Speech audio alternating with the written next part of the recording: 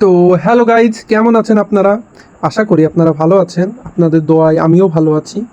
তো অনেক দিন পরে আপনাদের মাঝে আবারও ফিরে আসলাম একটি টেকনিক্যাল ভিডিও নিয়ে। তো গাইজ, আপনারা কিন্তু অনেকেই জানতে চেয়েছিলেন যে আমি কি ফরেক্স ট্রেড করি কিনা, বা আমি এটা করলেও এটা কিভাবে করি, এই সম্পর্কে আপনারা জানতে চেয়েছিলেন। এজন্য আপনাদের জন্য একটি ডেডিকেটেড ভিডিও নিয়ে চলে আসলাম যে ফরেক্সে আমি কিভাবে ট্রেড করি। আমি কিন্তু বাইনারি ট্রেডের পাশাপাশি কিছু ফরেক্স ট্রেডও নিয়ে থাকি। তো এই ফরেক্স ট্রেড এবং আমাদের বাইনারি ট্রেডের মাঝে তেমন মেজর কোনো চেঞ্জেস দেখা যায় না। মাইনর কিছু চেঞ্জেস আছে, কিন্তু মেজর যে ডিফারেন্সটা এইটা কিন্তু দেখা যায় না, কিন্তু বলা যায় যে কিছুটা সেম। তো আপনারা যারা বাইনারিতে এক্সপার্ট এবং প্রফেশনালি ট্রেডগুলো নিতে পারেন, তারা কিন্তু খুব ইজিলি শিখে যাইতে পারবেন যে ফরেক্সে কীভাবে ট্রেডগুলো নিতে হয়। তো আর কথা না বাড়িয়ে লেটস স্টার্ট দ্য ভিডিও। তো আমরা কালকে যে শেয়ারগুলো কিনবো বা ট্রেড নিব, ওইগুলো আমাদের আজকে অ্যানালাইজ করে রাখতে হবে যে আমরা পরবর্তী দিন পুট করব বা শেয়ার কিনবো নাকি শেয়ার বেচবো। তো আমি আগেই একটি চার্ট প্যাটার্ন অ্যানালাইজ করে রেখেছি যে এটি কিন্তু একটি নিফটি 50 চার্ট প্যাটার্ন, এবং এখানে আমি মার্কেটের সাপোর্ট এরিয়া এবং রেজিস্ট্যান্ট এরিয়া কিন্তু মার্ক করে রেখেছি। আপনারা লক্ষ্য করলে দেখতে পারবেন যে এখানে বায়ারদের পাওয়ারের থেকে সেলারদের কিন্তু পাওয়ারটা অনেক বেশি ছিল, যার কারণে মার্কেট কিন্তু খুব দ্রুতই নিচের দিকে নামছে।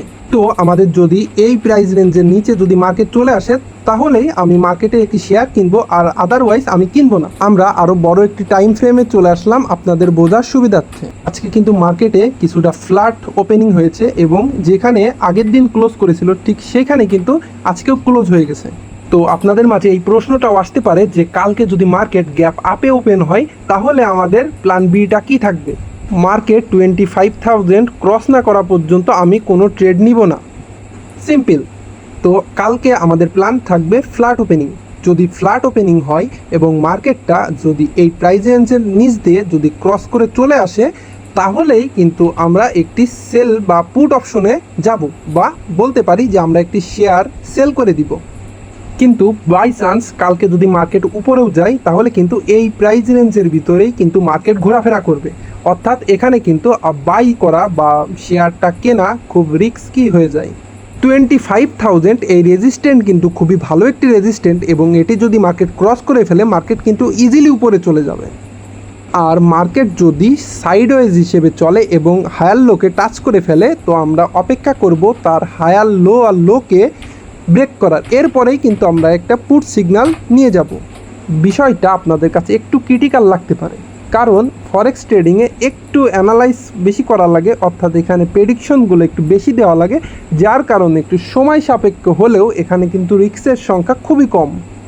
তো আজকের ভিডিওটি এই পর্যন্ত কি সমাপ্ত হলো। তো আমার ভিডিওটি যদি ভালো লেগে থাকে এবং কিছু ইনফরমেটিভ কিছু জানতে পারেন, তাহলে অবশ্যই একটি লাইক দিয়ে যাবেন। Thanks everyone and good night.